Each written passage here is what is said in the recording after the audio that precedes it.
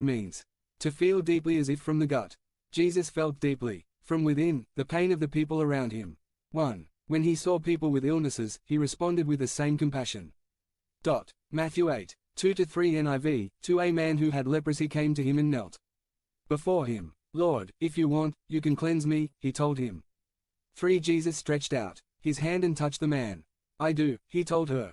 It's clean. And immediately, he was healed of leprosy. 248. 2. The condition of people with leprosy must be understood very well. First, they believed that leprosy was a very contagious disease. Therefore, it had a lot of social stigma. At that time, they did not let people with leprosy interact in society. They had to live outside the city walls. When someone healthy approached a leper, the leper had to warn him by shouting dirty, dirty, so that the healthy person would avoid contracting the disease. They lived their lives without feeling the compassion of others, without feeling a hug. 3. They realized what Jesus did. The leper approached him. Jesus stayed. He didn't try to escape. He stayed. He talked to him. And Jesus stretched out his hand and touched the man and took away his leprosy. That is the compassion of Jesus. In the midst of the pain, he was present. B. We need to understand that God always felt this way.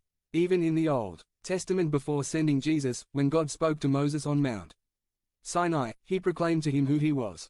It says in Exodus 34, 6-7 NIV, the Lord, a gracious and compassionate God, slow to anger and abounding in love and faithfulness, 7 who maintains his love to 1,000 generations, and who forgives iniquity, rebellion and sin. The term compassionate in the original language comes from the word womb. God's compassion comes from the depth of his being.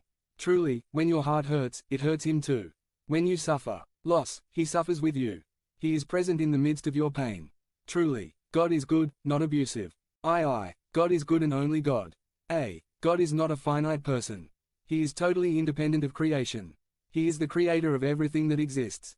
Time does not prevent him because he has no beginning and no end. Therefore, we cannot expect to fully understand God's point of view, especially when it concerns suffering and pain. However, we can examine what we know about God and ourselves. We often believe that the pain we suffer is unfair. We say, I am a good person.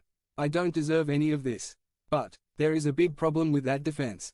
I'm not good. 1. The Bible teaches us that 10 there is not a single righteous one, not even one. 11. All have gone astray, there is not one that does good, not one. 4. We have all sinned. No one can reach the glorious goal established by God. Romans 3. 10, 11, 23. 2. God is the only good one. Even Jesus proclaims it in Mark 10, 17-18 NLT.